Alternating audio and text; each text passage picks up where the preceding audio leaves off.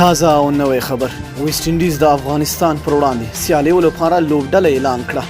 څنګه لوبډله ویډیو را سره تر پایه وګورئ په هر څه به پوه شئ ګرانو او زړه ته رانږدې مینوالو یو ځلې بیا مو په سلامونو هرکلی کوم د افغانستان او ویسټ انډیز لوبډلو ترمنځ د نومبر له 15 نیټې څخه د ډسمبر تر لومړۍ نیټې پورې درې ورځنۍ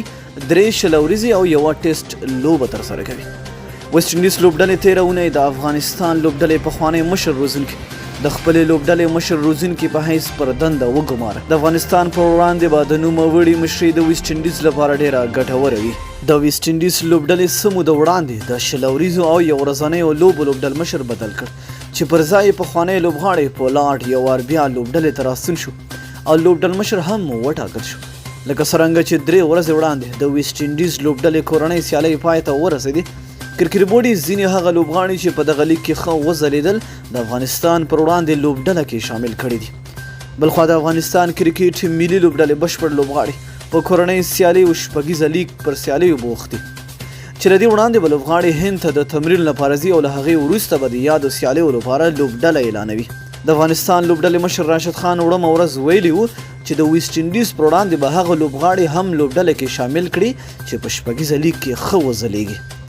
د ویسټ انډیز او افغانستان لوبډلو ترمنځ به لومړی درې شل ورځې سیالۍ ترسره کیږي دغه سیالۍ به د نومبر پر 15 اوومه او نهمه نیټه ترسره کیږي له دې وروسته به په 14 14 او 13 نیټه او په 28 نیټه به ټیسټ سیالۍ پیل کیږي ویسټ انډیز د افغانستان خلاف چې کومه لوبډله اعلان کړې ده د شل ورځو لوبو لپاره هغې کې کیرون پولارډ لوبډل مشر نیکولاس پورن ایون لیوس برنډون کینګ شیمورون هیټ مایر جیسن هولډر لینډي سیمونز فیبن آیلن هایډن والش خیری پیری شیلډون کوټریل ډینش رامډین کسریک ویلیمسن او الزاري جوسف 50 ورځو لپاره کیرون پولارډ لوبډل مشر شیهاب ایون لیوس شیمرون هیټمایر سونیل امبریس نیکولاس پورن برنډون کینګ روسټون جیسن هولډر هایډن والش خیری پیری